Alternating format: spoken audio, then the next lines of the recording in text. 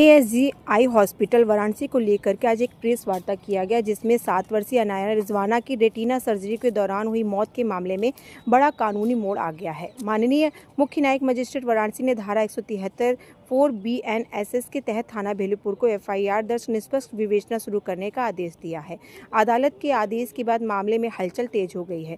अदालत के मुताबिक 14 अक्टूबर 2025 को बच्ची को पूरी तरह स्वस्थ हालत में भर्ती कराया गया था, लेकिन सर्जरी के दौरान उसे एनेस्थीसिया दिए जाने के बाद उसकी स्थिति अचानक गंभीर हो गई। बिना स्पष्ट कारण बताए हुए उसे महमूदगंज रेफर कर दिया गया था, जहां डॉक्टरों ने उसे मृत घोषित कर दिया है।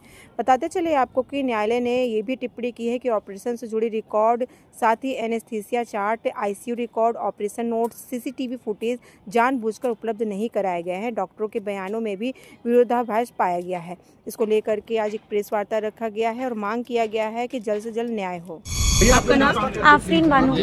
आज आप यहाँ पे प्रेस कॉन्फ्रेंस रखी है, क्या मामला है? ये मेरी बच्ची का 14 अक्टूबर को आई सर्जरी थी, जिसमें उसकी डेथ हो गई थी। उसके लिए कल मुझे न्यायालय से FIR का ऑर्डर मिल गया, बस उसी लिए। क्या मामला है ये? मामला ये था कि उसकी लापरवाही की वजह से, डॉक्टर की लापरवाही की वजह से उसकी मौत हो गई है, और जिसके लिए हमें उसके लिए अपनी बच्ची के लिए न्याय चाहिए। जिन चाहते हैं कि डॉक्टर्स को सज़ा हो, ताकि जो उन्होंने मेरे बच्चे के साथ किया है किसी भी बच्चे के साथ ना हो। किस हॉस्पिटल का मामला है? ये महमूदगंज ASG हॉस्पिटल। आपकी बच्ची को क्या हुआ है? उसकी एक रेटिना डिटैचमेंट की सर्जरी थी और नॉर्मल थी वो, फिजिकली मेंटली दोनों तरीके से फिट थी, उससे कोई प्रॉब्लम नहीं थी। डॉक्टर्स ने कहा था कि बस 1 घंटे की सर्जरी होगी, 1 घंटे बाद थोड़ा देर उसको ऑब्जर्वेशन में रखेंगे, उसके बाद उसको डिस्चार्ज कर देंगे।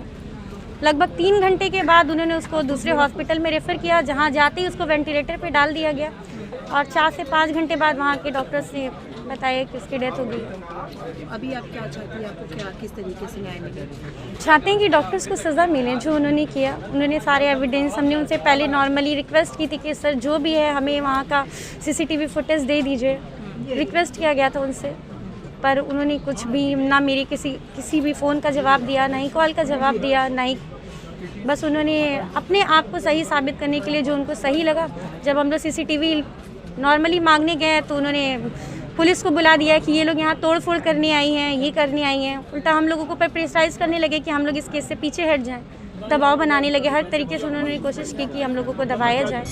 जिस तरह से इन्होंने लीगल एविडेंसेस के साथ छेड़छाड़ की है, उसके बाद जो आपराधिक षड्यंत्र इन लोगों ने रचा है वह एक गंभीर अपराध है। 7 साल से ज़्यादा की इसमें सजा है। हम लोगों की यह मांग है कि यह मुकदमा दर्ज हो, और दर्ज तो होगा ही, दर्ज होने के बाद इनकी गिरफ्तारी हो, और इनके जो ये लोग इंडस्ट्री बनाकर मेडिकल सिस्टम को चला रहे हैं उस पर सरकार ध्यान दे। हम लोग मुख्यमंत्री से मांग करेंगे, हम लोग प्रधानमंत्री जी से मांग करेंगे कि जो एक इंडस्ट्री के रूप में स्वास्थ्य सेवाओं को चलाया जा रहा है उससे समाज को खतरा उत्पन्न हो गया है। अभी आप लोग देखेंगे, अभी सैकड़ों ऐसे मामले, 10 से ज़्यादा मामले तो हम लोग देख रहे हैं। उपहार नर्सिंग होम में इसी तरह एक बच्ची को एनेस्थीसिया ज़्यादा दे दिया गया, वो बेचारी मर गई। उसके बाद एक बच्चा, एक हाजरा हॉस्पिटल है, वहाँ उन्होंने बच्चे का एबॉर्शन किया, बच्ची का मतलब एक बहन का, एक बेटी का, उन्होंने उसका एबॉर्शन किया और बताया कि एबॉर्ट हो गया।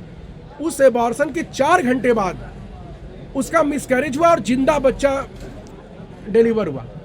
मतलब ये कितनी बड़ी मानववध की घटनाएं हैं, लेकिन चूंकि कानून में इनको 106 के तहत, 106 BNS अभी उसके तहत जो प्रोटेक्शन प्राप्त है उसके तहत ये लोग अपनी मनमानी कर रहे हैं। और समाज में कोई भी व्यक्ति जब डॉक्टर के यहाँ जाता है तो सिर्फ उसको एक पर्चा थमाया जाता है कि आपके पेशेंट को कोई खतरा होगा तो मेरी जिम्मेदारी नहीं होगी। उसके बाद पेशेंट के परिवार वालों का काम क्या होता है जानते हैं आप लोग? तो जानते ही होंगे, सिर्फ पैसे जमा करना। 50,000 यहाँ जमा कर दो, 20,000 यहाँ जमा कर दो, 30,000 यहाँ जमा कर दो, 50,000 यहाँ जमा। अच्छा, एक और मजेदार बात आपको बताऊं, इस मामले में उन्होंने दोनों आंख की सर्जरी का पैसा जमा कराया और उस बच्ची की मृत्यु एक आंख की सर्जरी करते हुए हो गई। मतलब दूसरी सर्जरी का पैसा अभी उनके पास जमा था। आज 2 महीने से ज़्यादा का दिन हो गया, लेकिन उस पैसे को रिफंड करने के बारे में उन्होंने परिवार से बात तक नहीं की। मतलब ये 406 का भी मामला बनता है।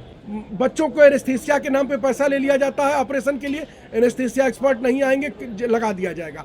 हम अगर उनसे पारदर्शिता की मांग करेंगे, एविडेंस की मांग करेंगे तो एविडेंस नहीं दिया जाएगा। एविडेंस आप क्यों नहीं देंगे? एविडेंस या तो आप एविडेंस छिपाएंगे क्योंकि उसमें आपकी गलती पकड़ी जाएगी, तो एविडेंस से छेड़छाड़ का भी मुकदमा है, ये अब बचेंगे नहीं जो लोग इसमें जिम्मेदार लोग हैं। परिजन ने सीसी फुटेज भी मांगा था वहाँ का, उनको सर 20 से ज्यादा नोटिस हम लोगों ने दिया, 20 से ज्यादा नोटिस, आज तक एक सिंगल नोटिस का जवाब नहीं आया, एक सिंगल नोटिस का जवाब आज तक नहीं। कोई ऐसा चीज कैद है जो निश्चित तौर पर है, क्योंकि ऑपरेशन थिएटर में डॉक्टर साहब, डॉक्टर प्रत्युष रंजन और डॉक्टर पारस और कार्तिकेय, हो सकता है मैं नाम में आगे पीछे हो जाऊं, लेकिन इन तीनों लोगों में से 2 लोगों की बातचीत की रिकॉर्डिंग हम लोगों के पास उपलब्ध है। इन लोगों ने बताया है कि 40 मिनट के बाद बच्ची की स्थिति बिगड़ना शुरू हो गई थी और 40 मिनट का ऑपरेशन था, तो 3 घंटे तक वो बच्ची आपके ऑपरेशन थिएटर में क्या कर रही थी? 3 घंटे तक आपकी वो बच्ची ऑपरेशन थिएटर में क्या कर रही थी?